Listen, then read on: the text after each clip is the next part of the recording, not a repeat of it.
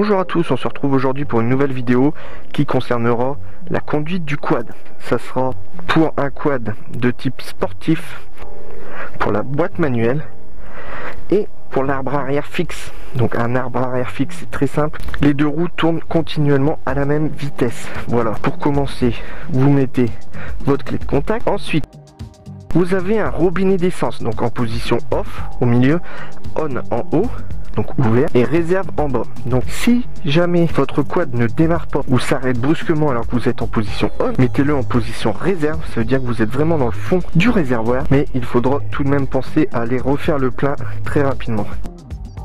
Donc là, une fois que vous êtes assis dessus, on va parler du poste de pilotage. Donc on va commencer par la droite tout naturellement. À droite c'est l'accélérateur, donc moi c'est un tirage rapide, donc typé moto, mais pour tous les quads ça va être une gâchette au pouce d'origine. Devant vous avez la poignée de frein pour les freins avant, avec le mètre-cylindre et le bocal de liquide de frein. Le démarreur électrique qui ne fonctionne pas étant donné qu'il n'y a pas de contact. Cette commande-ci, c'est pour la marche arrière, on en reviendra après. Ensuite, on arrive au niveau du compteur. Donc le compteur, vous avez l'indication pour clignotant gauche, droite et pour les pleins phares. Ensuite, vous avez un compteur journalier et un compteur kilométrique total. Et la vitesse à laquelle roule votre machine. Sur des compteurs un peu plus élaborés, vous trouverez un compte-tour, le niveau d'essence, pas mal de choses quoi. On va rester dans cet axe là. Derrière le bouchon d'essence sur mon quad, il y a une série de voyants qui sont d'origine. Donc vous avez le neutre, la marche arrière et c'est tout. Les autres ne fonctionnent pas. Donc là on arrive sur la gauche du guidon. La poignée d'embrayage, étant donné que j'ai un embrayage hydraulique, elle a elle aussi son petit bocal pour le liquide d'embrayage. Ensuite vous avez le commodo, donc le commodo qui gère les codes, les phares, les pleins phares, le klaxon, les clignotants gauche-droite et l'appel de phare. Donc la poignée de gauche, il n'y a rien, les fixes, et ensuite un rétroviseur. Je n'ai pas parlé du frein arrière, comme vous avez pu le constater. Donc c'est très simple, il est au niveau du pied droit. J'ai une pédale, c'est le frein arrière. Et pour passer les vitesses, c'est le pied gauche. Donc j'ai un levier au niveau du pied gauche. Je ne vais pas vous expliquer comment passer les vitesses et rétrograder, étant donné qu'il y a quand même pas mal de vidéos sur YouTube pour ça, donc celle des fixes que je vais vous mettre là, voilà, et le lien en description. Je trouve qu'elle est vraiment complète, c'est très agréable.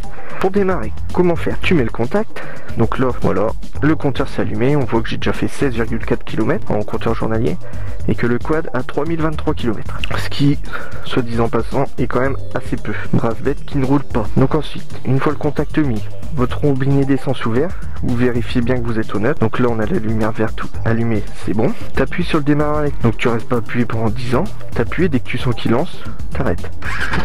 Voilà, donc tu vois c'est très simple. Ensuite tu débrayes avec la poignée de gauche. Tu claques ton levier vers le bas et là tu sens que le quad il est en prise. Donc là tu lâches doucement l'embrayage et si tu le lâches trop vite, tu cales, tu vois. C'est assez simple. Donc ensuite bon tu remets au neutre. Donc là tu recommences, voilà. Tu débrayes, tu mets ta première, tu dois chercher ton point de patinage. Donc là je l'ai et du coup tu accélères doucement à ce moment-là pour partir tranquillement. Voilà. Donc c'est vraiment très simple. Ensuite tu suis un peu les tutos sur internet pour tout ce qui est passer les vitesses. Il n'y a vraiment rien de compliqué.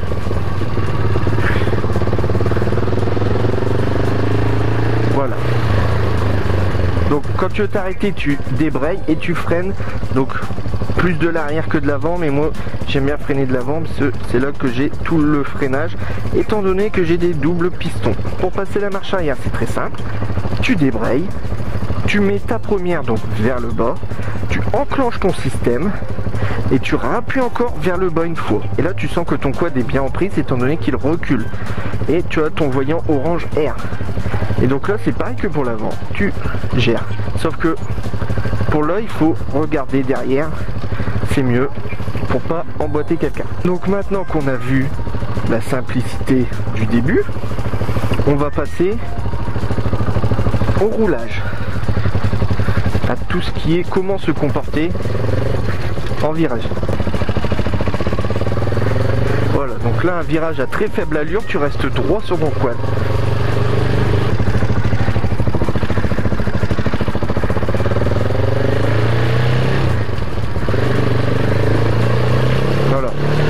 En conduite normale, tu restes droit, les bras tendus, enfin tendus plus ou moins, ça dépend de ta taille, ça dépend comment tu peux être positionné sur la machine. Mais en gros, t'es pas mal. Donc là, je vais prendre un virage à gauche, donc clignotant, tranquille, tu regardes, tu analyses et tu te déhanches légèrement. Moi, ce que je fais, c'est que je sors la fesse côté intérieur du virage, je l'enlève de la selle, elle se retrouve sur le côté. Alors pourquoi est-ce que je fais ça? C'est très simple, avec la force centrifuge, ton quad va lever ses roues côté intérieur du virage.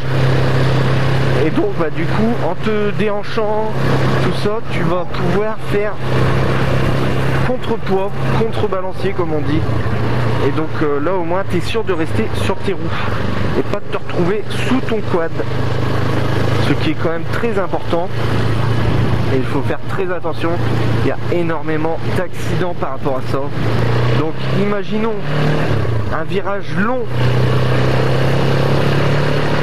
avec très peu d'angle. Comme celui-ci, regardez. Hop. Je bouge juste le haut de mon corps.